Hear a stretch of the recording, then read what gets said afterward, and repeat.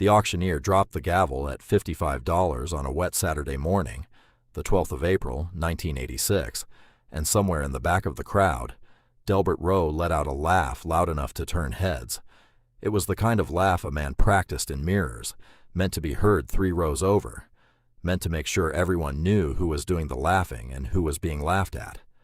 And the person being laughed at was a small, stooped woman named Hazel Corbin, 68 years old, who had just raised a gloved finger one last time and bought a locked leather doctor's bag that no one else in the room had wanted.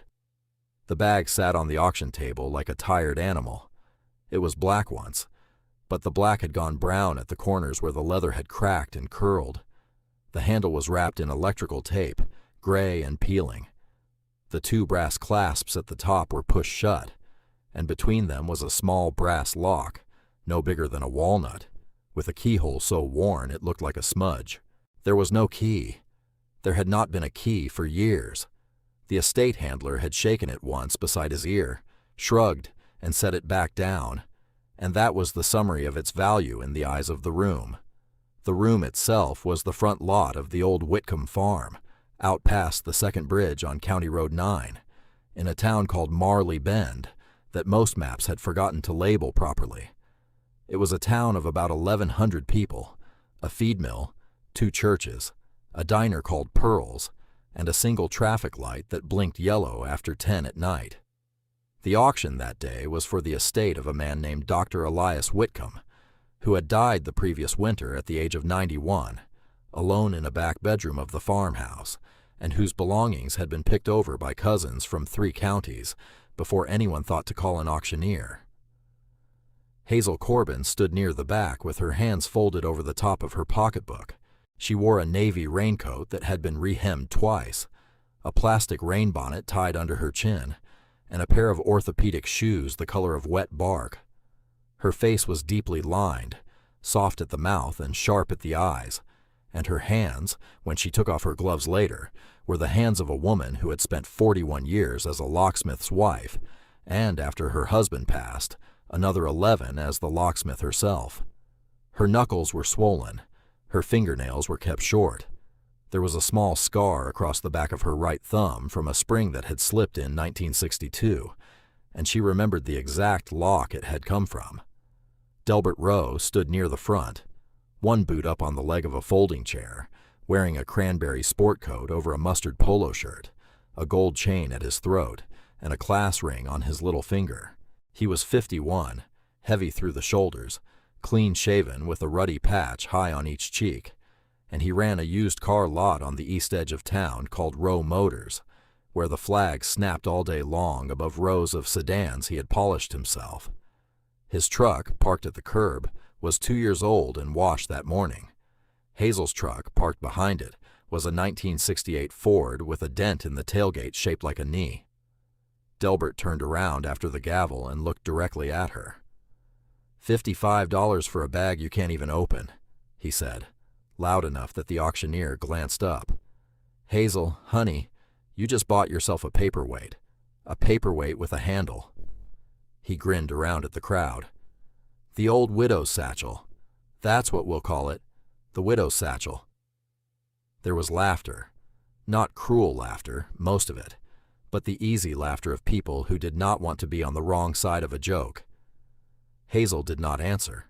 She walked forward, paid her $55 in 3 tens, 4 fives, and 5 ones, took the bag by its taped handle, and carried it out to her truck without looking left or right.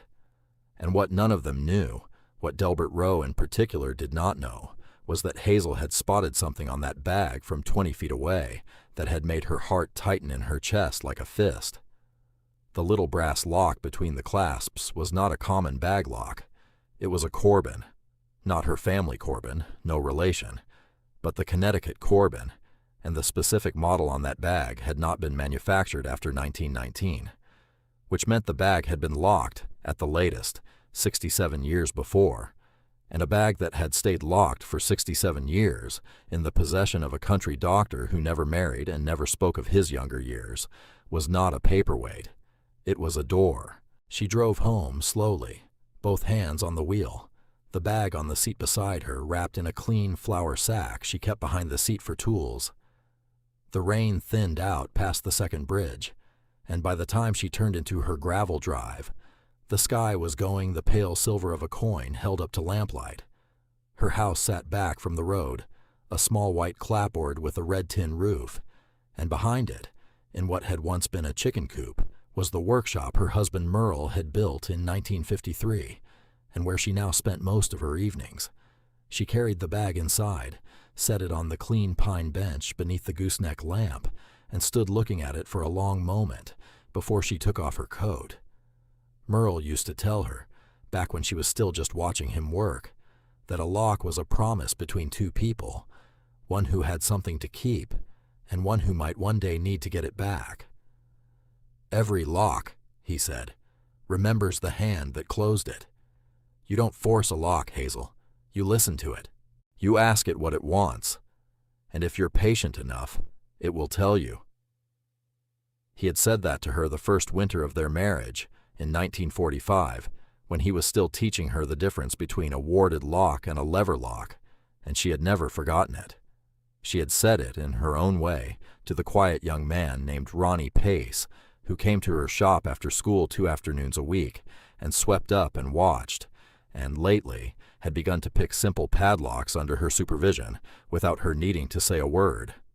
Ronnie was 17 and did not talk much, which she appreciated. He reminded her of Merle at that age, from the one photograph she had. If you have ever watched an older person do slow, careful work with their hands, and felt that something important was happening that the world around you was too busy to notice, then you already know the kind of story this is going to be, and you might want to stay with it a while. The reason Hazel had bought the bag was not only the lock, it was also the weight. When the estate handler had lifted it, casually, with one hand, it had swung wrong. A doctor's bag full of nothing, or full of old, rusted instruments, swings a certain way.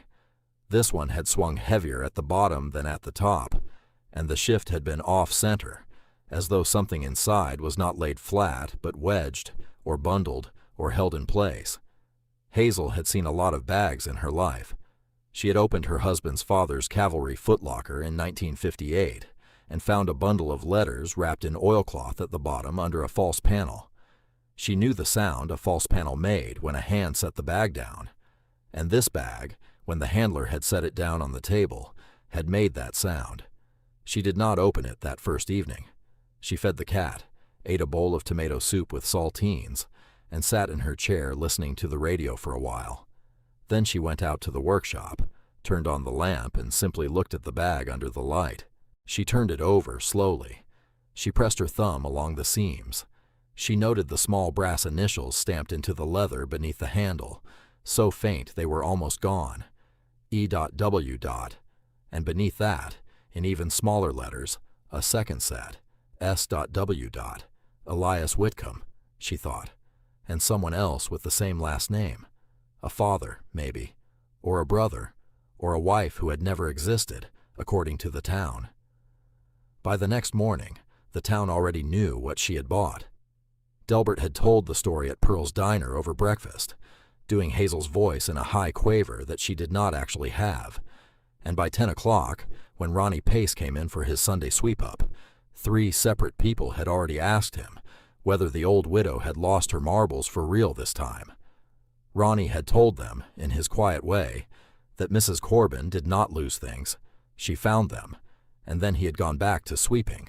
When he arrived at the shop, Hazel was already at the bench with a jeweler's loop screwed into her eye and a set of tension wrenches laid out on a strip of black felt beside the bag. "That the one?" Ronnie asked. "That's the one," Hazel said. "They're saying at the feed store you paid too much." "I paid what I paid." "Are you going to open it today?" "No," she said. "Today I'm going to listen to it." Ronnie nodded as though this made perfect sense, which to him it did, and he went to sweep. "If you have made it this far and you want to hear what she found, I would ask you to settle in, because the finding is the part I have been waiting to tell you, and it is worth the settling." Dr. Elias Whitcomb had come to Marley Bend in the summer of 1922 as a young physician of 31, straight from a residency in St. Louis, and he had built up a practice that lasted almost 7 decades.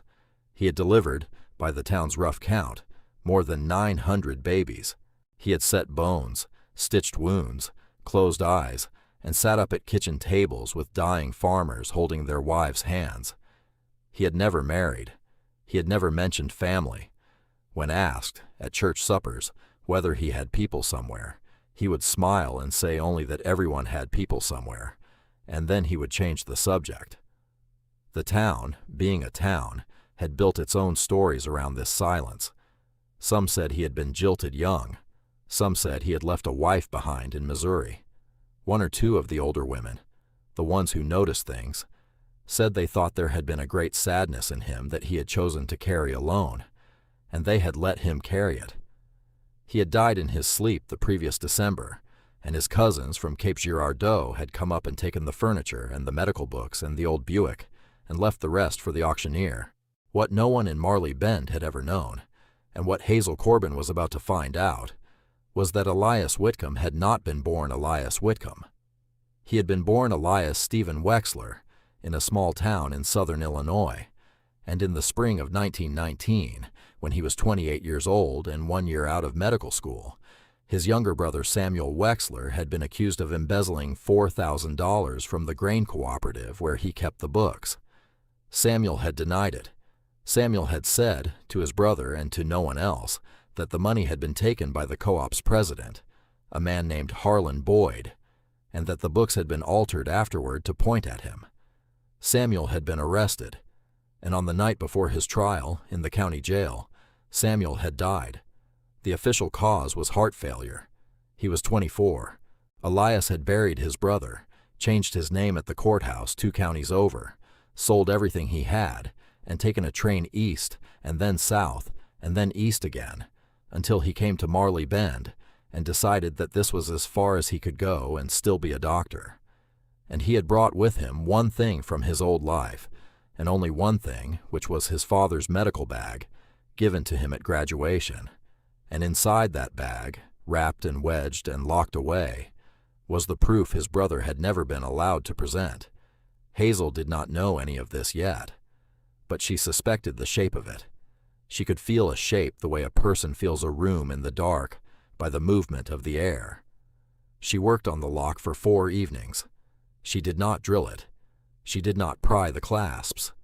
She sat on her stool under the gooseneck lamp with her loop screwed in and her picks laid out, and she felt her way in, 1 pin at a time, the way Merle had taught her, the way she had taught Ronnie. The lock was corroded inside. 2 of the pins had rusted partway down their channels and would not lift cleanly. She oiled it with a fine watch oil, 1 drop at a time, and let it sit overnight, and then she worked it again the next evening and then the next. On the 4th evening, which was a Wednesday, the 16th of April, at 9:43 in the evening, with the rain starting again outside and the cat asleep on the folded flour sack beside her elbow, the last pin lifted, and the small brass lock gave a soft, tired click, and Hazel let out a breath she had not known she was holding. She did not open the bag right away. She set the lock aside on a square of felt. She wiped her hands on a clean rag. She sat for a full minute with her palms flat on the bench, and then she opened the 2 brass clasps, and then she opened the bag. The inside smelled of old leather, of camphor, and faintly, of something dry and papery that might have been lavender, or might have been the ghost of it. On top were the ordinary things a doctor's bag would hold, or would have held once: a folded stethoscope of a very old design, a glass thermometer in a metal tube, a small tin of gauze, a pair of forceps wrapped in yellowed linen. She lifted these out 1 at a time and set them on the felt. Beneath them was a lining of stiff brown leather, and when she pressed on it, gently, along the bottom, she felt what she had known she would feel: the give of a false panel, and beneath that, the firmness of something wedged and bound. The panel lifted out with a little coaxing. Beneath it, packed tight, were 3 things: The first was a bundle of papers tied with a black ribbon. She untied the ribbon and unfolded the top sheet under the lamp. It was a set of ledger pages, 4 of them, each one covered in 2 columns of numbers in a neat, slanted hand. Beside certain entries, in a different ink, in a rougher hand, were small pencil marks and initials. At the bottom of the 4th page, in the same rough hand, was written, "These are the original entries as they stood on the 3rd of March, 1919. Any ledger produced at trial showing otherwise has been altered. Signed, Samuel S. Wexler." The second thing was a small canvas pouch, no bigger than her palm, heavy for its size. She loosened the drawstring. Inside were 12 gold coins, $20 pieces, dated between 1898 and 1915, bright and unworn. The kind of coins a careful man might have saved one at a time over years. The third thing was a letter, folded in thirds, sealed once with wax that had cracked and lifted. She opened it carefully. The paper was thin and browned at the edges, and the handwriting was small and even and unmistakably that of an educated man. It was dated the 11th of June, 1922, and it read, as best she could make it out under the lamp, "To whoever opens this bag, if I am no longer living. My name is Elias Stephen Wexler, though the town where you found me knows me by another. My brother Samuel was accused in the spring of 1919 of a theft he did not commit. The ledger pages enclosed are the true accounts of the Fairmount County Grain Cooperative as they stood before. They were altered by its president, Harlan Boyd, who took the $4,000 for himself and blamed my brother for it.